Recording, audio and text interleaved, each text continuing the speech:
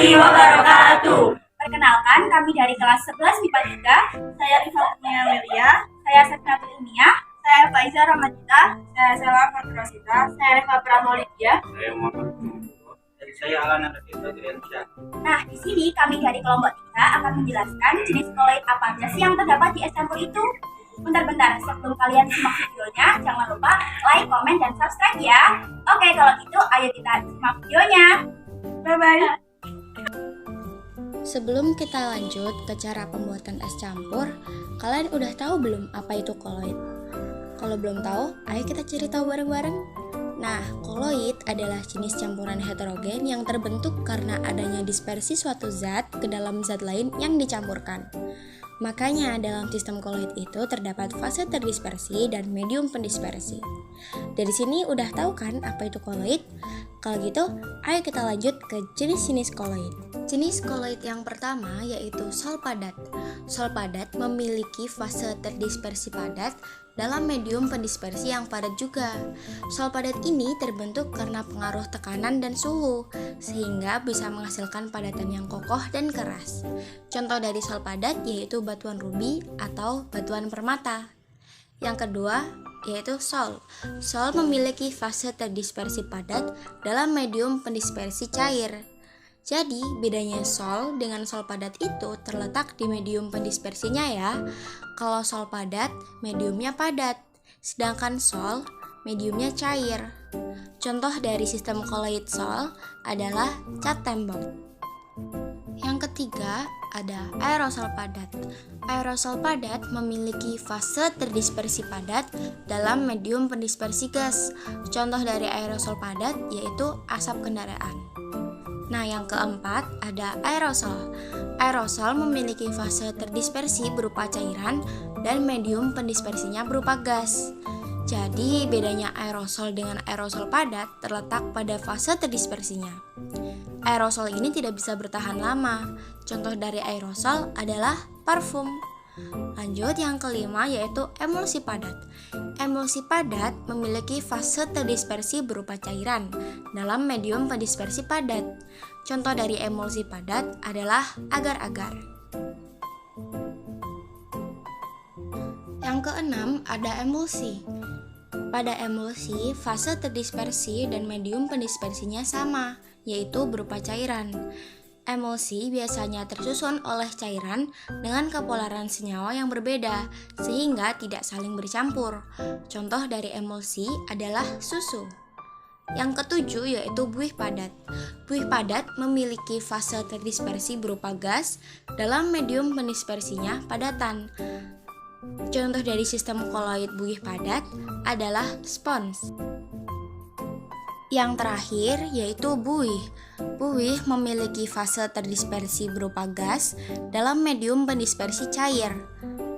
Nah, contoh dari jenis koloid ini yaitu buih sabun. Sekarang kita udah tahu semua kan jenis-jenis koloid?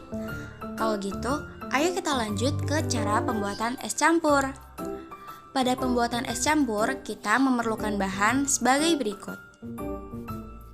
Dari bahan-bahan tersebut yang termasuk emulsi padat, ada 4 bahan, yaitu Nutrijel, nata de coco, mutiara, dan kecebong jelly.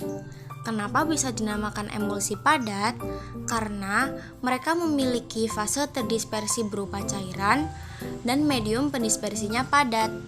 Sedangkan yang termasuk emulsi yaitu santan dan susu kental manis, karena mereka memiliki fase terdispersi dan medium pendispersi yang sama, yaitu berupa cairan. Sedangkan roti termasuk buih padat, karena fase dispersinya adalah gas dan medium dispersinya adalah padat.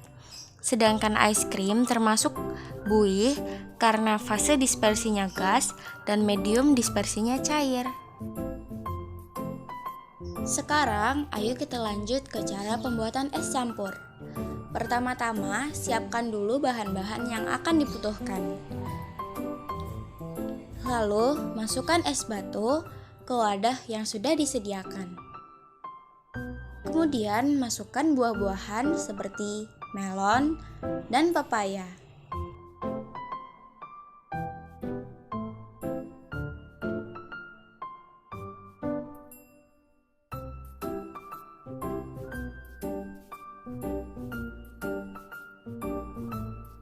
Kemudian, masukkan bahan-bahan tadi sesuai dengan urutan yang ada di video berikut.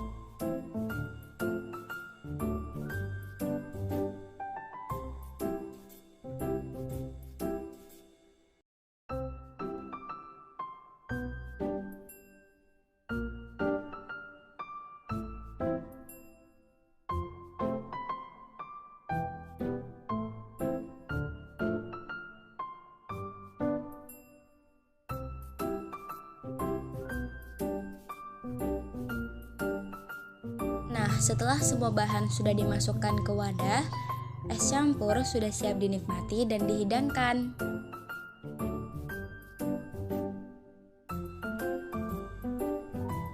Sekian dari kami, terima kasih buat kalian semua yang udah nonton video ini. Wassalamualaikum warahmatullahi wabarakatuh.